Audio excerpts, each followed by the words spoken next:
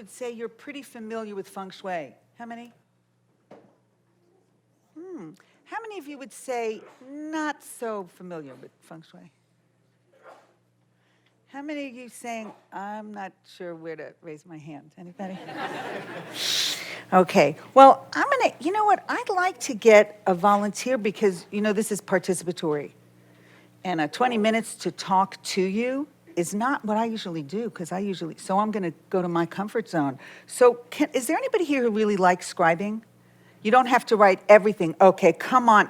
Tell us, what's your name? Can we hear that again?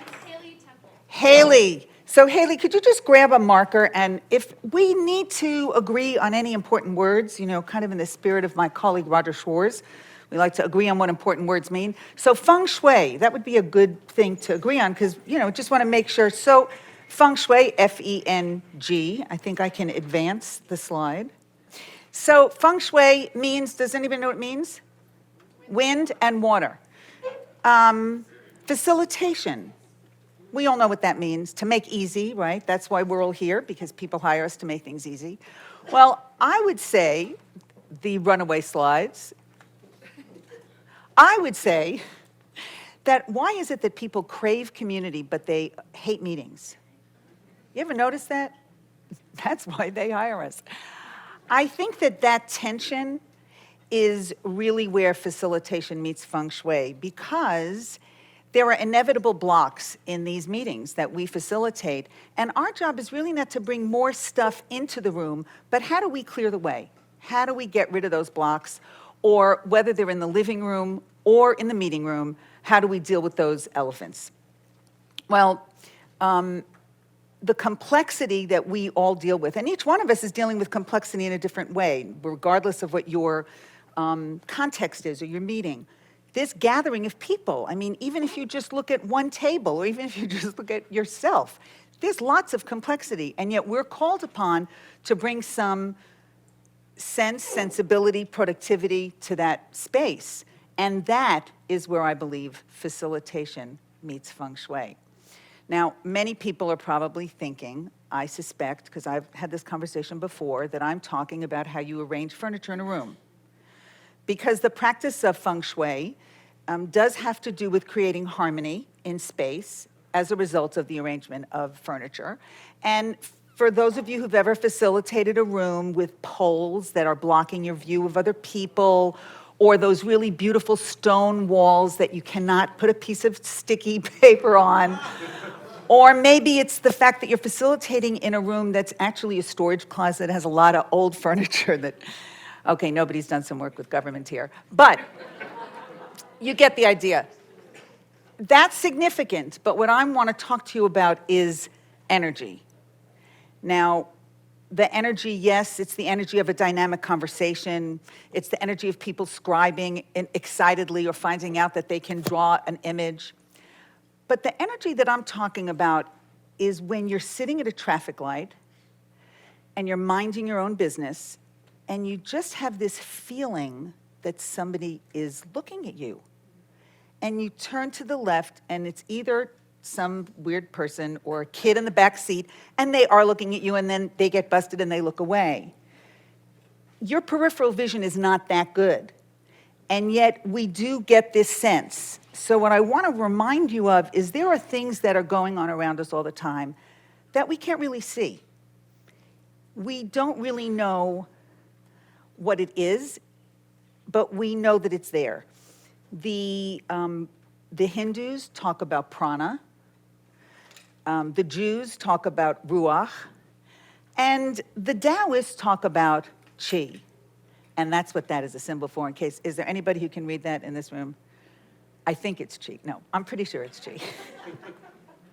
So maybe you know about qi because you have been to an acupuncturist. Anybody here have experienced acupuncture?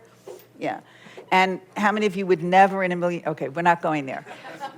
So what an acupuncturist does is we all recognize that Chinese philosophy and Chinese medicine, qi is a big part of that philosophy and medicine. And there's a belief that an understanding that there's the flow of chi through the human body, and when there are blocks to that flow of chi, you're not at your optimum health. So through the insertion of needles through the body, the acupuncturist helps to clear the way for good chi to flow, so removing those blocks. Now, there may have been meetings that you've been in where either you've been a participant or a facilitator, where you can clearly see that good chi is not flowing here. I'm not suggesting that we necessarily put needles into these people's bodies, although that might be helpful. But what I am suggesting is that there's an understanding that instead of putting more things into the room, how do we clear the way? How do we clear the space so that good chi can flow?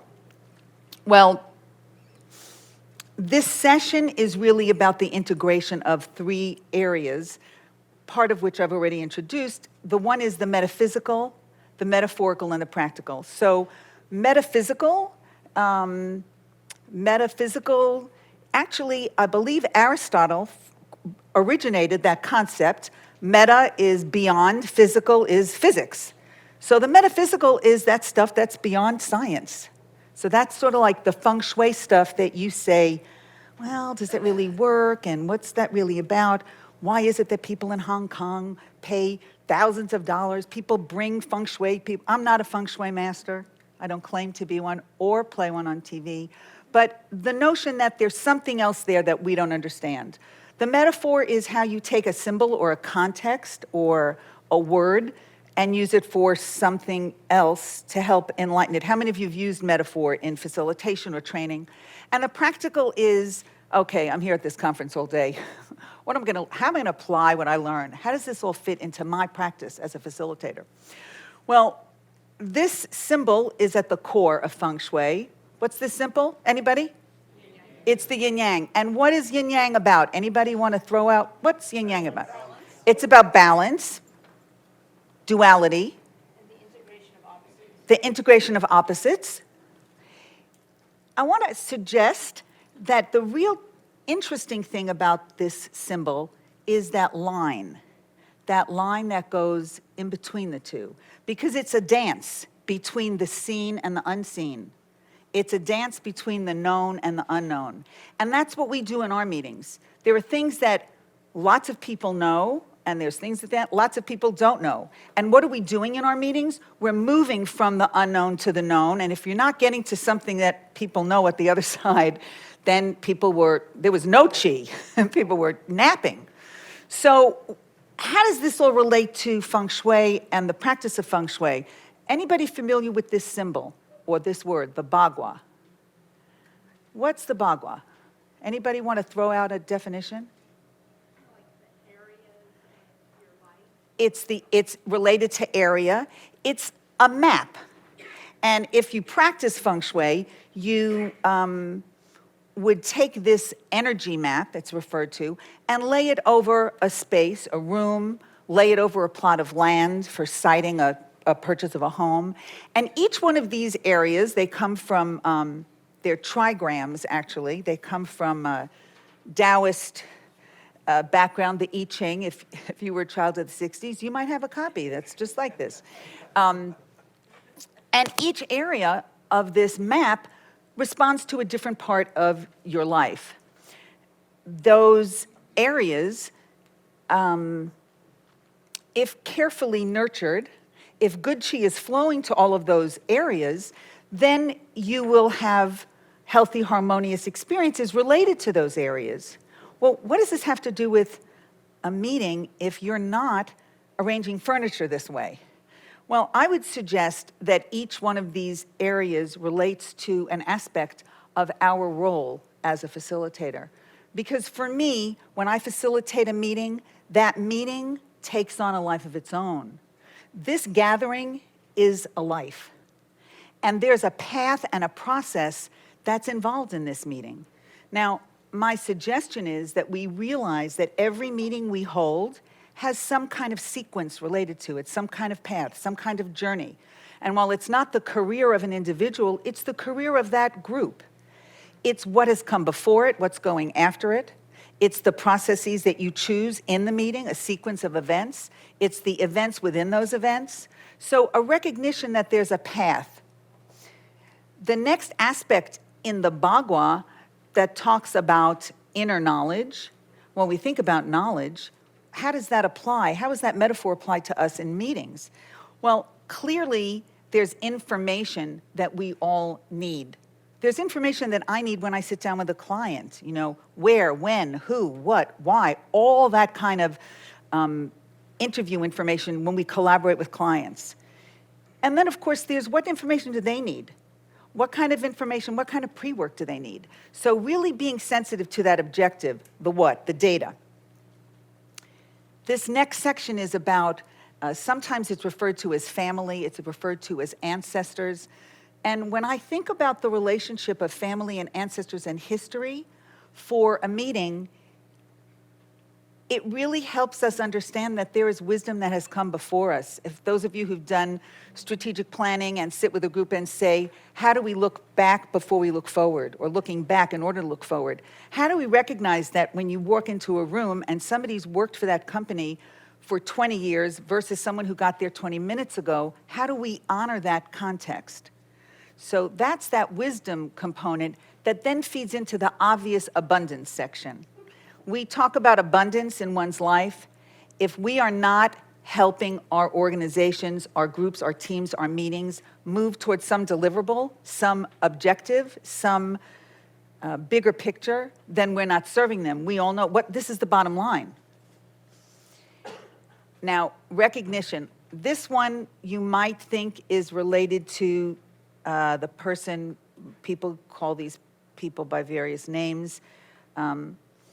I would say the over-enthusiastic participant. There are other names that some people have used to describe that person. Sometimes it's me in a meeting. I told my colleagues last night that I think I became a facilitator because I was such a difficult participant. But I'm not talking about those people who need that recognition.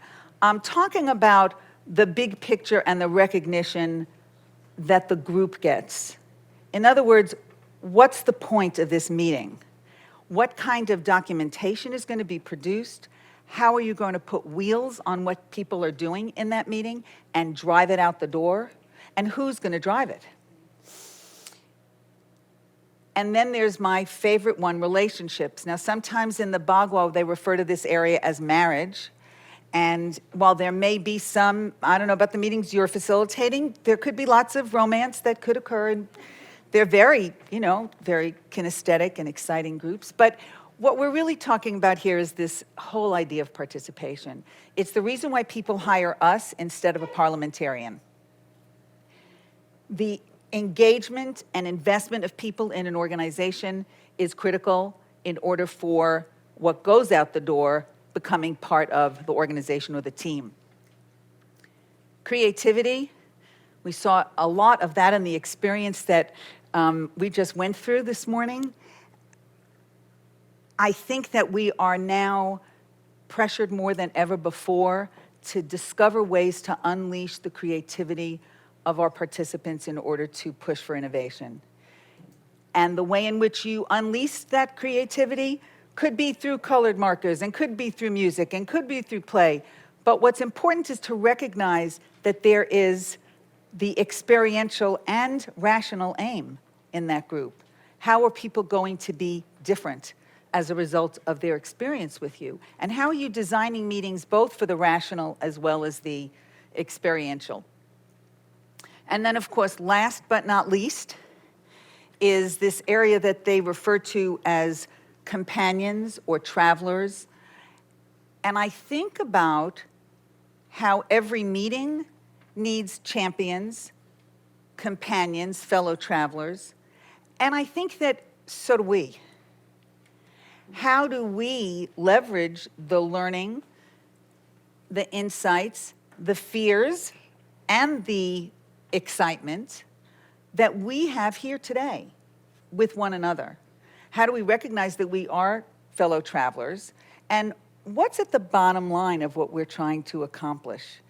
So as you think about all those pieces, I'm want to share with you this graphic that was created by a colleague of mine in Bangkok. He lives in Bangkok. I presented this conversation to the International Association of Facilitators in Hualien, Taiwan, and had the pleasure of meeting lots of Asian colleagues who did a graphic recording, and every session was graphic recorded. And he captured this, and I think about this meeting bagua kind of like the Baker bagua checklist, in that if we are sensitive to the path and process of our teams, how we nurture and foster interaction and participation, how we leverage community wisdom, be sure that we are mindful of deliverables, understand that there are knowns and unknowns, and dance between those two, how we nurture and develop and foster creativity in our participants, understand that we all need information and knowledge, and recognize that we're leaving some kind of a legacy and a reputation for those individuals and the collective, then we are in fact introducing facilitation to feng shui in a way in which we're expanding our own capability and expanding the capability of the participants in the room. So I want to invite you to expand your understanding of that overlap, the overlap between metaphor, metaphysics, and practical. And I challenge each one of you to be thinking about not only the Baker bagua, but the metaphors and the metaphysics as you work today to think, how are you going to bring more good qi into your meetings and into your experiences? Because each one of us are very powerful people when you're in front of a room. And what you can make happen and facilitate by getting things out of the way can really make a big difference. So thank you very much.